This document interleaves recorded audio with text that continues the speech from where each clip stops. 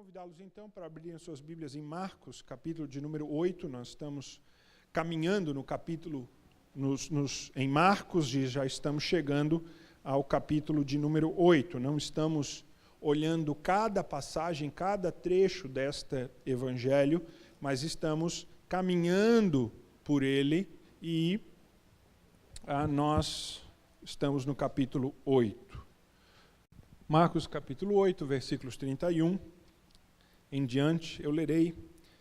Peço aos irmãos que acompanhem aí com atenção, reverência, a palavra do nosso Deus. Marcos capítulo 8, versículos 31 em diante, a palavra de Deus diz assim: Então começou ele a ensinar-lhes que era necessário que o Filho do Homem sofresse muitas coisas, fosse rejeitado pelos anciãos, pelos principais sacerdotes e pelos escribas, e fosse morto, e que depois de 3 dias ressuscitasse.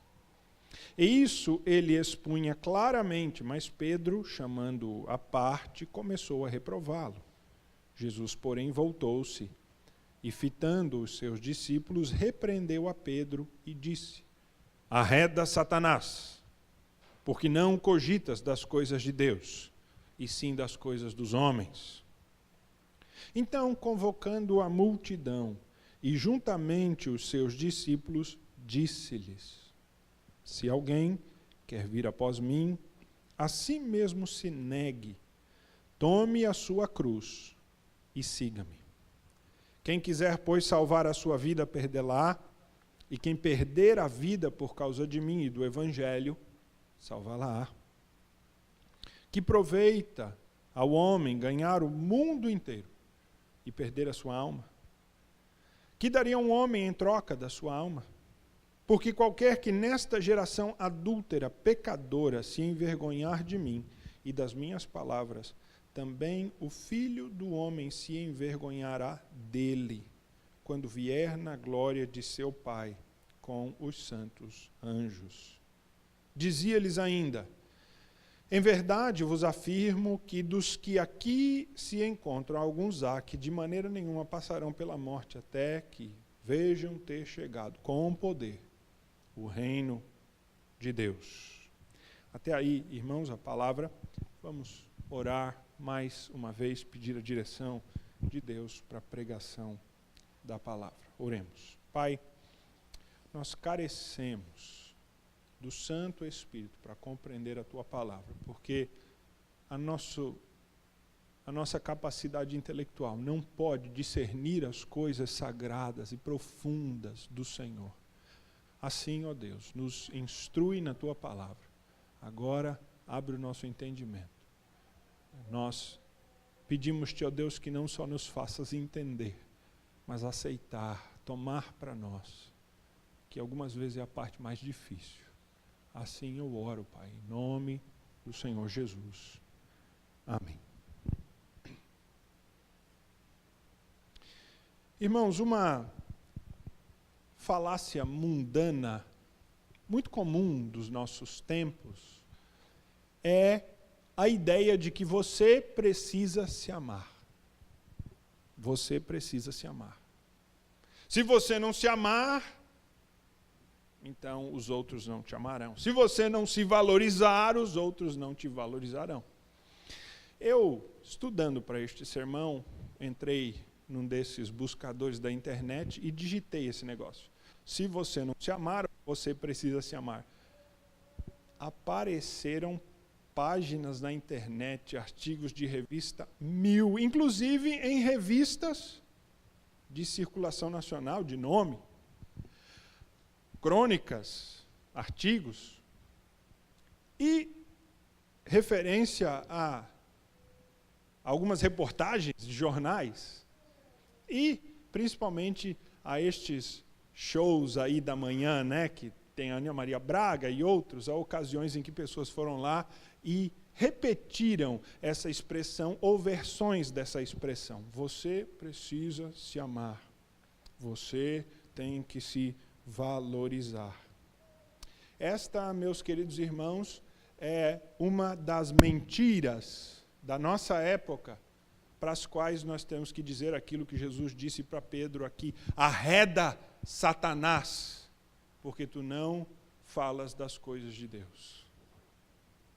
Em nenhum lugar na Escritura você encontrará a ideia de amar a si mesmo. Alguns dizem, pastor, mas o Senhor Jesus disse que eu tenho que amar o meu próximo como a mim mesmo. Então, eu tenho que amar para amar o meu próximo. Não, você torceu o texto inteiro. Não é nada disso que Jesus está dizendo. Ele está dizendo que você já se ama.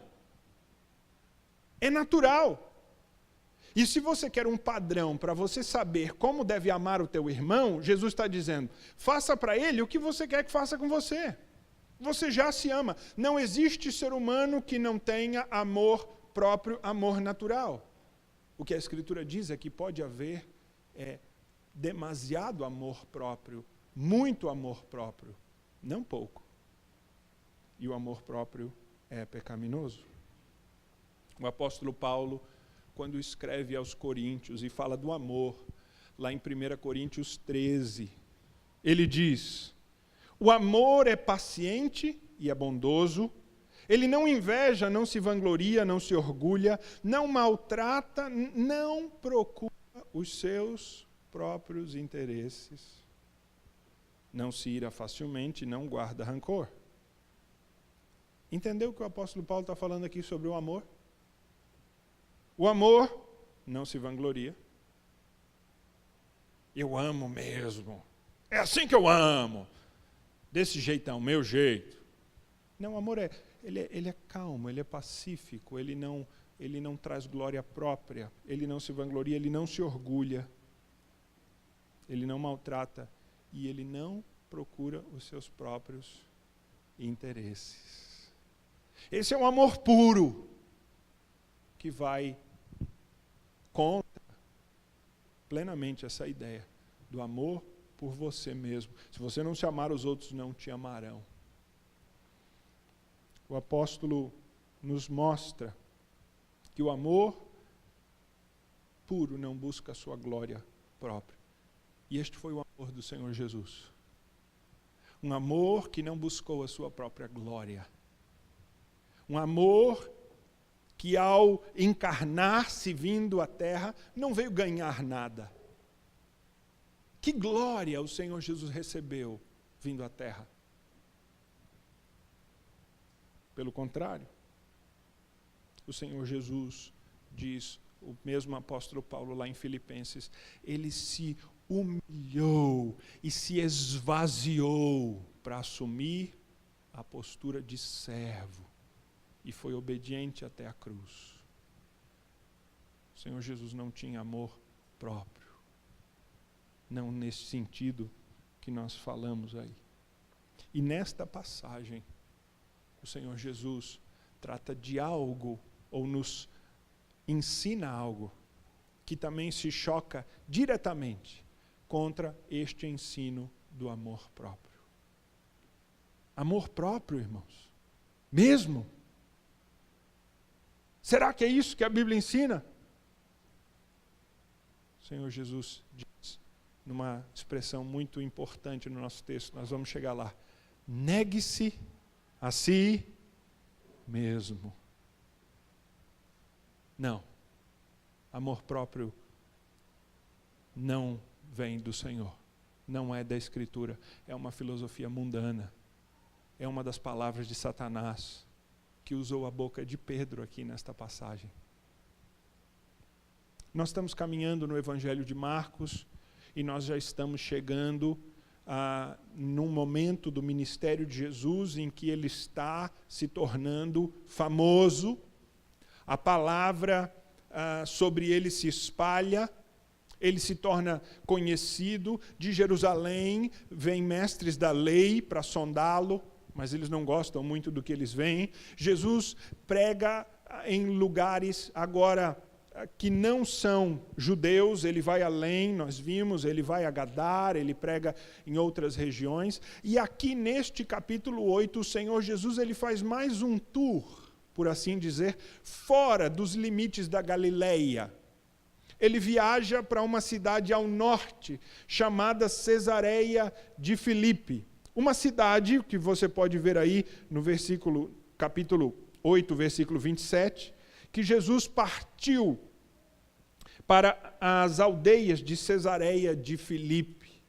Esta cidade, Cesareia de Filipe, ela foi uma cidade toda construída em honra ao César. Por isso, o César Augusto, o imperador romano. Por isso o nome de Cesareia, uma cidade para o César. E ela foi edificada e ampliada por Agripa. Você já ouviu dele? Já, é este camarada. Ele vai aparecer em Atos, ele aparece também em outras ocasiões aí nos evangelhos. E o Senhor Jesus vai pregar nesta cidade. É uma das cidades maiores que há depois, ali pelo menos naquela região norte da Palestina, é uma das maiores cidades. Uma viagem de alguns dias, uns quase 50 quilômetros, até chegar de Cafarnaum, onde Jesus estava, da região da Galileia, até lá. E a Bíblia nos conta que Jesus foi, pregou em Cesareia, pregou naquelas regiões, e ele está retornando de Cesareia, e neste caminho de volta, o Senhor Jesus, imagino eles caminhando naquelas estradas por horas, dias a fio, e o Senhor Jesus meio que caminhava e falava, talvez conversando. Ele ensina os seus discípulos. E se você olhar aí no versículo 31 da nossa passagem, diz que ele começou a ensiná-los algo novo. Jesus vai, no fim desta passagem aqui, ter ensinado os discípulos a repreender a Satanás. Você quer aprender a repreender Satanás hoje? Então, este é o título do nosso sermão. Como você repreende a Satanás? Então, primeiro você tem que entonar a voz. Primeiro passo, entona a voz, grossa. Satanás respeita a voz grossa. Não, não é por aí. O Senhor Jesus fala de como vencer a obra do maligno na sua vida de uma maneira muito diferente daquilo que nós temos visto aí. Como vencer a Satanás? Qual é o plano de Deus? O plano de Deus para vencer a Satanás é a cruz. Isso está aí nos versículos 31, 32. Aliás, 31. Qual é o plano de Deus para vencer Satanás? O plano de Deus é que o Senhor Jesus Cristo sofresse, fosse rejeitado, fosse morto e ressuscitasse. E que assim o Senhor Jesus vencesse as obras das trevas, conquistasse redenção, todas aquelas palavras complicadas, propiciação pelos nossos pecados, justificação. E assim o maligno fosse derrotado e nossas vidas fossem salvas. Nesta ocasião, Jesus está chegando mais para o fim do seu ministério, ainda há algum tempo, até que ele vá a Jerusalém ser morto, mas ele já começa a preparar os seus discípulos para o que vai acontecer. Olha, eu vou ser rejeitado pelos líderes, e eles vão me matar, e eu vou ressuscitar.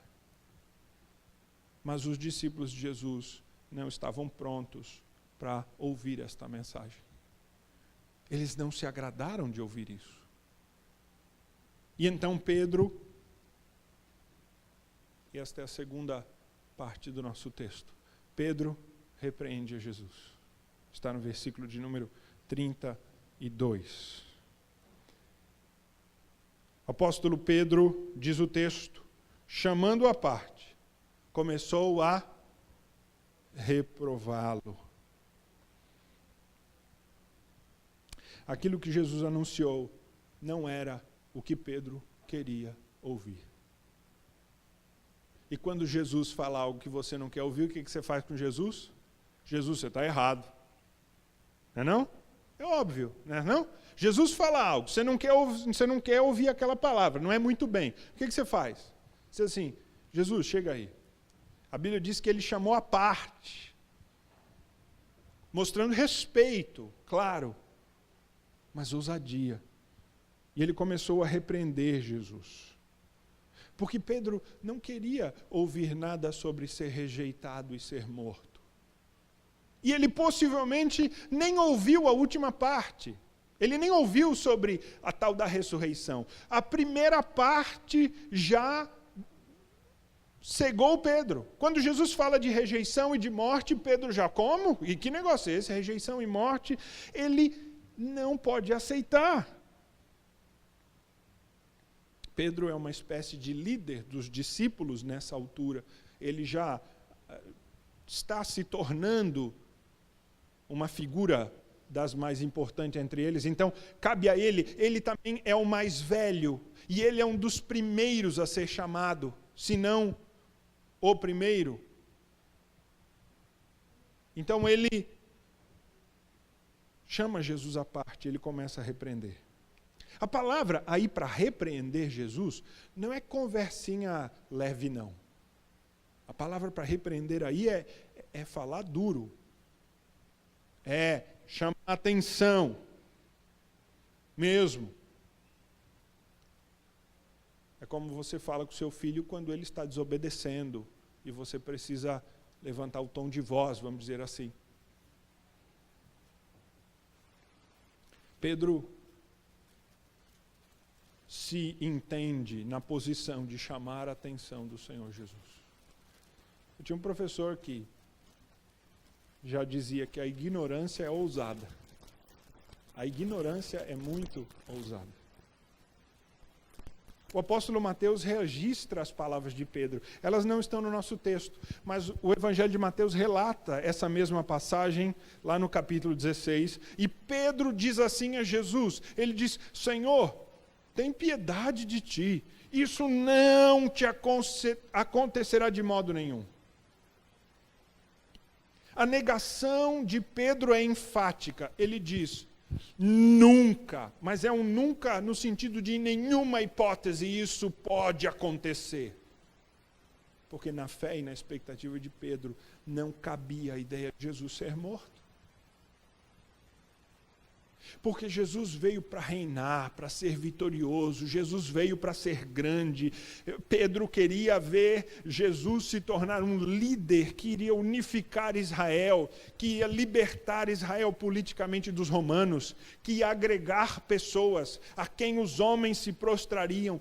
Pedro esperava aquele grande líder, um Napoleão Bonaparte, um Alexandre o Grande, um Hitler. Essa era a expectativa do apóstolo Pedro. E ele diz, tem compaixão de ti. Ou seja, Pedro adverte o Senhor Jesus a olhar para o seu potencial.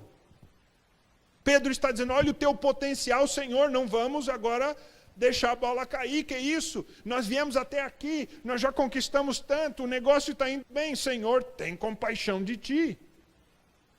Pedro tem em mente vitória, glória humana, avançar. Claro, tudo para a honra e glória de Deus. E ele diz a Jesus, isso nunca te acontecerá. Pedro diz a Jesus, creia mais em ti, vamos lá Jesus, nós vamos ser vitoriosos, não desanime, a gente vai vencer. Porque na cabeça dos discípulos não passava a ideia de que o Messias sofreria a dor amarga, injusta, maligna, maldita da cruz. Não passava pela ideia deles de que o Messias enviado por Deus, ele poderia sofrer isso. Fica claro aqui a motivação que levou os discípulos inicialmente a seguirem a Jesus. É que eles acharam que Jesus seria como que um general de batalha, um líder político, um libertador humano. E eles viram em Jesus esta figura. Os discípulos, especialmente Pedro, tinham uma dificuldade muito grande em aceitar qualquer outro resultado que não fosse a glória diante dos homens. Glória diante dos homens, era o que Pedro tinha em vista. O reformador João Calvino, comentando esse texto, ele diz que os discípulos e Pedro não consideravam, e para eles era inaceitável que Jesus fosse colocado em qualquer outra posição que não uma posição de glória aos olhos dos homens. Talvez você ache, como os discípulos, que um servo de Deus não pode estar em nenhuma outra posição, que a não ser uma posição de glória aos olhos dos homens. Muitos acham isso em nosso tempo. E por isso os discípulos não podem aceitar aquilo que Jesus está dizendo. Eles têm que repreendê-lo. Pedro tem que repreendê-lo. Mas evidentemente que essa era uma expectativa humana e eles estavam muito errados. Meu querido irmão, você está pronto para aceitar algo menos do que o sucesso? Você tem dificuldade com a ideia de derrota diante dos homens? Você tem uma dificuldade de ser humilhado, com a ideia de você ser humilhado diante dos homens? Então, talvez você seja como Pedro. Nós às vezes lutamos com essa ideia de que o plano de Deus pode ser nada além do que a glória e a vitória. A gente até suporta um sofrimentozinho no meio, não é verdade? Até um sofrimentozinho no meio, sim, porque a vitória está ganha, a vitória está garantida. Jesus não sofreu no meio, ele sofreu até o fim. Foi morte mesmo. Mas então, como nós dizemos no popular, quem com ferro fere, com ferro será ferido. E agora Pedro é que é repreendido. E Jesus, ele aumenta o tom. A palavra de Deus nos diz que no mesmo versículo 33 diz, usa a mesma palavra. Pedro repreendeu Jesus. O versículo 33 diz que Jesus repreendeu Pedro. Ou seja, Jesus deu a mesma resposta. E qual é a repreensão de Pedro a Jesus? De Jesus a Pedro, aliás? Arreda Satanás. Eu me pergunto, será que pastores podem usar essa expressão? Será que eu, como pastor, posso usar essa expressão de vez em quando, em algumas situações? Será que eu posso? Né? Não? Assembleia da Igreja para eleição de oficiais. Sabe como é? Um levanta a mão, tem uma pergunta, vai outro ali e tal. Né? Reunião do Conselho da Igreja, discutindo o orçamento. Será que essa expressão eu posso usar de vez em quando? Jesus usou. Você usaria para alguém?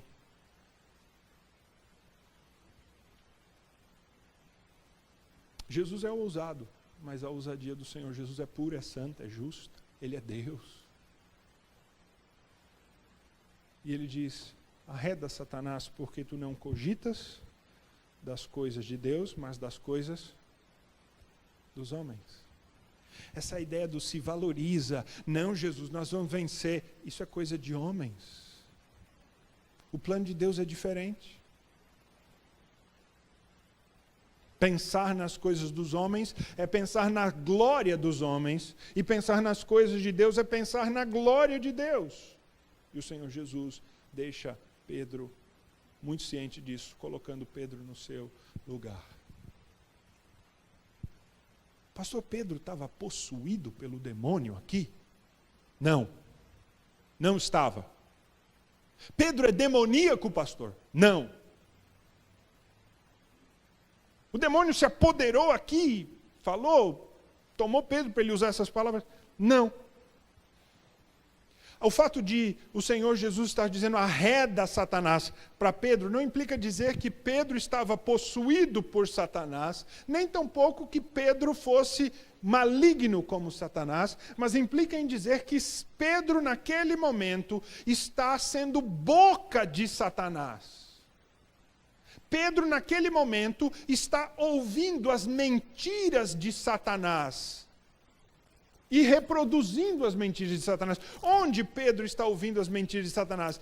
toda a sua vida. A pregação dos mestres da lei, a expectativa de Pedro, são mentiras da época de Pedro, da expectativa dos judeus, aquilo que os judeus queriam, que estava no coração de Pedro, mentiras de Satanás, que agora Pedro solta para fora. Pedro está simplesmente reproduzindo algo que ele ouviu de Satanás. Satanás também prega.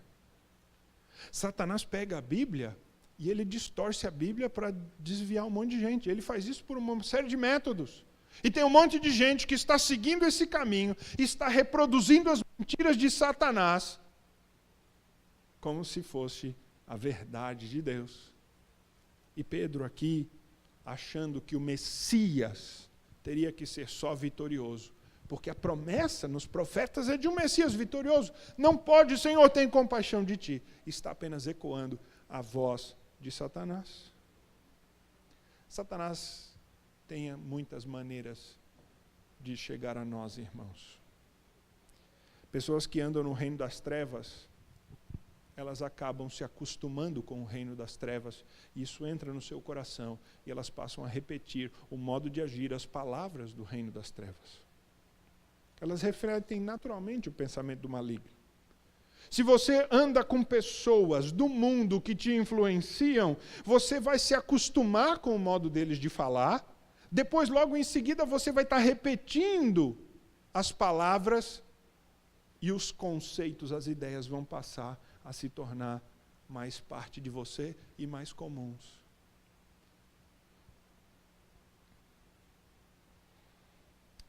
Um comentarista, outro desse texto, falando exatamente desta obra de Satanás aqui, falou algo que eu acho fenomenal para nós entendermos aqui, para a aplicação da nossa vida. Ele disse que não há um instrumento mais eficaz para nos tentar do que os amigos bem-intencionados, que se preocupam mais com o nosso conforto do que com o nosso caráter.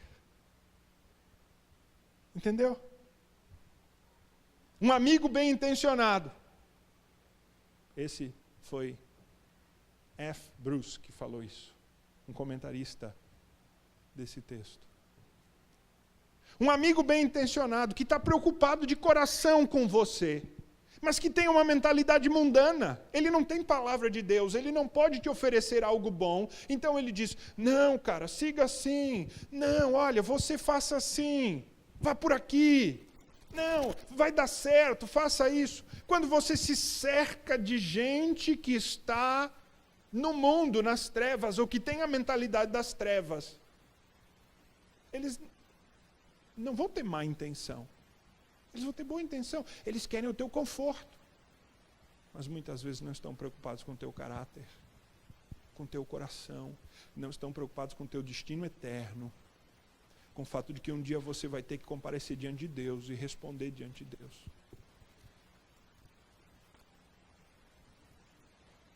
Amigos, pessoas, parentes bem-intencionados, preocupados com o teu conforto, mas não preocupados com o teu caráter. É Pedro. Pedro está preocupado com Jesus ser vitorioso, com ele estar preparado.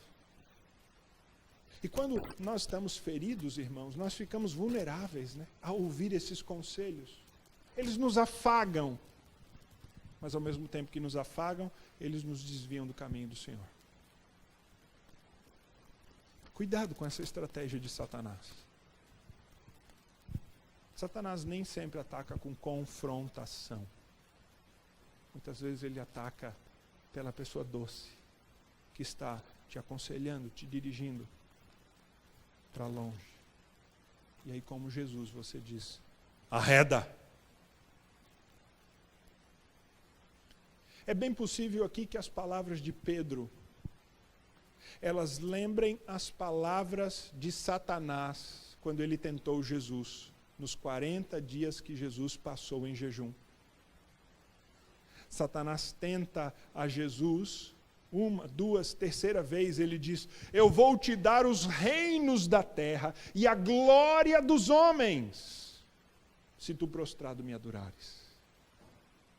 E quando Pedro diz aqui, Senhor Jesus, tem compaixão de ti, isso não vai te acontecer. É como se Pedro está dizendo, não, Senhor, tu estás destinado para a glória. Nós vamos ter o reconhecimento dos homens, nós vamos ter agora o reino de Deus vai ser instaurado aqui por meio da força.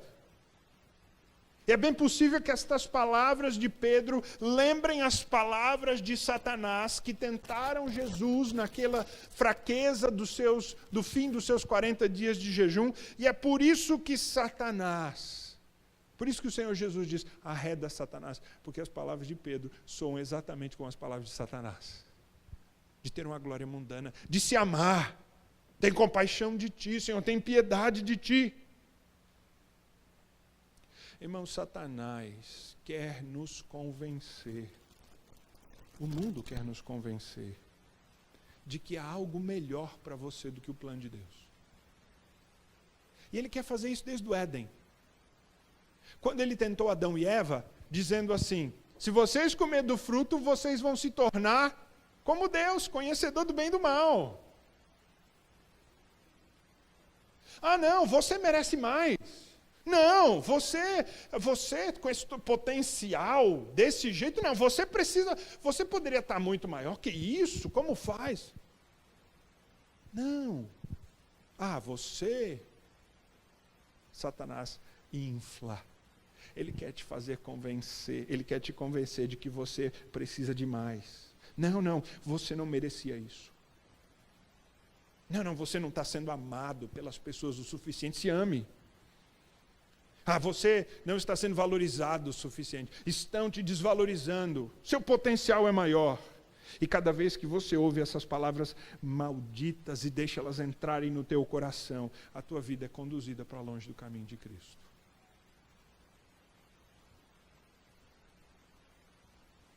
Os constantes insucessos e obstáculos vão se somando para te causar uma frustração cada vez maior. E você espera a grande virada que não vem. E se desanima ainda mais. Isso torna você mais seco, mais amargo. Você para de orar. Ou ora muito rapidamente porque não tem muitas palavras. Por fim, você age como Adão e Eva, fugindo da presença de Deus. Ou como Pedro, que na noite em que o Senhor Jesus foi preso,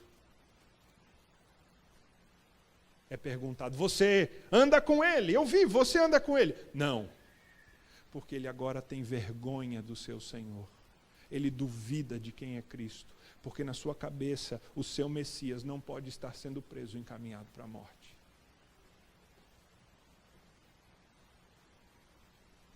Diga, meu irmão, arreda Satanás. Esses pensamentos são de homens.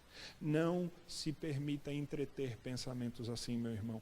Corte logo a conversa, tire esta pessoa da sua vida, ou este caminho. Não participe de conversas mundanas que alimentam esse pensamento no teu coração. Não se alimente de nenhuma fonte que faz você insatisfeito com o seu Deus ou com o plano de Deus para a sua vida, dizendo que você merece mais, que você pode mais. O plano de Deus para a nossa vida não é esse. Há um plano muito maior que vai ser revelado. E o apóstolo João nos escreve lá em 1 João 3, 2. Ele diz que, amados, agora somos filhos de Deus. Já agora somos filhos de Deus. Mas ainda não se manifestou o que nós vamos ser. Mas nós sabemos que quando Cristo voltar, nós seremos semelhantes a Ele. Pois veremos como Ele é. Então você será vitorioso e glorioso em Cristo, o seu pecado será limpo e você será liberto de todo o mal. Mas o plano de Deus, enquanto isso não acontece, é que você persevere, que você lute, mesmo que a vitória ou que a glória dos homens não venha. Mas Jesus vai além, e ele toma isso como uma oportunidade. O texto bíblico nos diz que ele se vira e ele convoca a multidão. É como se eles estivessem caminhando e o Senhor Jesus tem essa conversa com Pedro, ele fala para os discípulos e ele percebe que ele tem algo maior a dizer e ele fala: para todo mundo, prestem atenção, eu tenho algo importante a dizer a vocês. E Jesus diz algo extremamente importante para a sua vida e para a minha vida, se queremos ser discípulos de Cristo, que é o versículo 34. Se você quer seguir Jesus, negue a si mesmo, tome a cruz e siga-o. Irmãos, eu queria ter tempo para falar só nesse versículo. Poderia falar um sermão inteiro apenas nesse versículo. Pensei em dividir esse sermão em 2 mensagens. Mas brevemente eu queria olhar essas 3 partes aqui. Negar-se, tomar a cruz e seguir. Negar-se é o princípio de tudo. O Senhor Jesus começa as bem-aventuranças dizendo: bem-aventurados os humildes. Negar-se. E aqui eu uso um outro comentarista que definiu muito bem, e eu acho muito interessante essa definição. Ele diz: é o dever de abandonar as minhas disposições naturais, lançar fora as minhas emoções carnais e aceitar ser reduzido a nada. É João Calvino também. É jogar fora as minhas emoções carnais, as minhas expectativas, as minhas disposições e aceitar o moer, o ser reduzido a nada de Deus. Para que Deus seja glorificado. Não é sem propósito. Não é estoicismo. Nós só não gostamos de sofrer por sofrer, porque os que sofrem são melhores. Não. Quando sofremos, Deus é glorificado. E Ele reina. Nós vivemos hoje numa cultura de prazer pessoal, irmãos. Que busca o prazer a todo custo, a todo tempo, é satisfação pessoal. E isso faz com que você fique no centro. Se a busca é pelo prazer, o prazer coloca você no centro de todas as coisas. E por isso é inadmissível para muitos que você possa servir a Cristo em sofrimento. Porque não pode haver prazer no sofrimento. Isso seria uma doença. Uma doença interior, psicológica. Há vezes em que Deus moe os seus servos e os maltrata, mas os ensina grandes lições e se mostra perto deles. E eles crescem. Estar cheio de si é o oposto de se negar. Mas estar cheio de si não é só ser arrogante. Estar cheio de si pode ser também aquele que quer ter e não tem. Ou que gostaria de ter e não se acha capaz. O que tem baixa autoestima. Também está cheio de si. O que tem baixa estima também está cheio de si. Porque ele queria ter e não tem. E ele se ressente de não ter. Enquanto o outro, que é arrogante, que é altivo, acha que tem alguma coisa. São 2 polos desta mesma comportamento. Mas o Senhor Jesus diz: negue-se a si mesmo. E eu pergunto a você, qual foi a última vez que você renunciou a algo por Cristo? Quando foi que você enfrentou algo sem ganhar nada? Sofreu, sabendo que iria perder, mas fez para honrar Cristo na sua vida. Quando foi? Hoje? Ontem? Essa semana?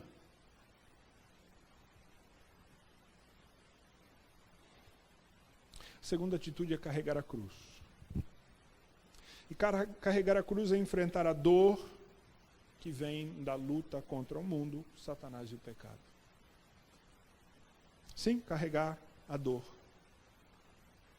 Aquela dificuldade, aquele calo aquele espinho na carne que Deus te deu. Essa é tomar a cruz. E honrar a Deus, mesmo com o calo doendo. Isso é tomar a cruz. No Evangelho de Lucas, que também relata essa passagem, Lucas ainda diz assim, tomar a cruz dia a dia. Não é que você toma a cruz, carrega um pouquinho, solta e diz, agora estou bem, hein? Exercitei, estou legal. Não, todo dia você vai tomar a cruz. O que quer dizer que um cristão, todos os dias da sua vida, terá cruz para carregar. Até ele ir para a glória. Mas se nós rejeitarmos a cruz, então nós não vamos aprender de Cristo. Jesus diz, siga-me. Porque seguir a Jesus, quando do meu jeito, é uma coisa. Mas seguir a Jesus do jeito dele, que é negando a mim mesmo e carregando a cruz, é complicado. É a mesma coisa que alguém disser para você. Você vai correr uma maratona com... não vai beber água, não vai poder beber nenhuma água, você vai ter que você vai fazer um jejum de 1 semana antes de correr essa maratona, negar a si mesmo, se esvaziar, e você vai correr com um saco de cimento nas costas de 50 quilos. O melhor maratonista do mundo não conseguiria fazer. E de fato, meu irmão, com condição humana, você não vai conseguir negar você mesmo. Humanamente você não vai. Você não vai conseguir tomar a cruz, se não for pela disposição e pela busca do Espírito Santo. Pastor, é muito difícil. Mas Jesus faz uma advertência final nesse texto. Ele nos diz que as implicações de não andar dessa maneira são muito sérias. Ele faz uma advertência no fim bastante grave, quando ele diz que aquele que não caminhar assim, não tem parte nenhuma com ele, não está andando no reino dos céus. E no dia que nós formos prestar conta diante de Deus, então, ele vai revelar estas coisas, elas ficarão claras.